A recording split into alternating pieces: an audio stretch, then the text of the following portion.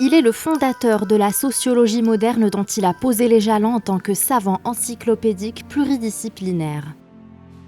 C'est Abu Zayd Abdelrahman ibn Mohammed ibn Khaldoun al-Hadrami qui vécut entre 1332 et 1406.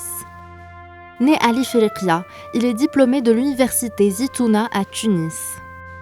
Ibn Khaldoun a exercé dans des postes de grande importance et il a eu le rôle de médiateur entre les principautés du Maghreb et d'Al-Andalus.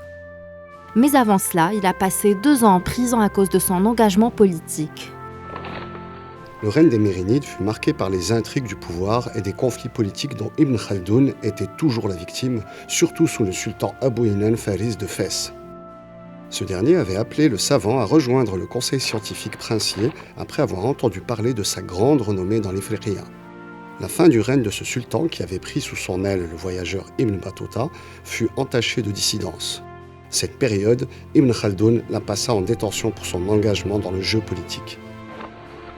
Ibn Khaldoun exerce ensuite comme juge en Égypte, enseignant par ailleurs aux universités Al-Azhar et Al-Qarawiyyin.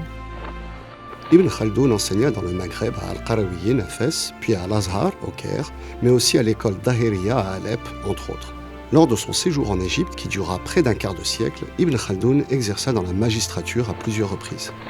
Ibn Khaldoun a écrit dans plusieurs disciplines comme l'économie, la biologie ou encore la philosophie. Le livre des exemples reste son œuvre la plus connue avec sa célèbre Muqaddima. Ce livre intarissable en savoir et en réflexion est composé de 7 volumes, le 8e étant consacré entièrement à son index. Ibn Khaldoun s'est distingué par ses théories fondatrices sur les lois de l'urbanisation et de la Asabiyya, ainsi que ses profondes réflexions sur l'édification des États, les cycles des régimes politiques et leur chute. Aucun penseur et écrivain en arabe n'eut autant de succès qu'Ibn Khaldoun.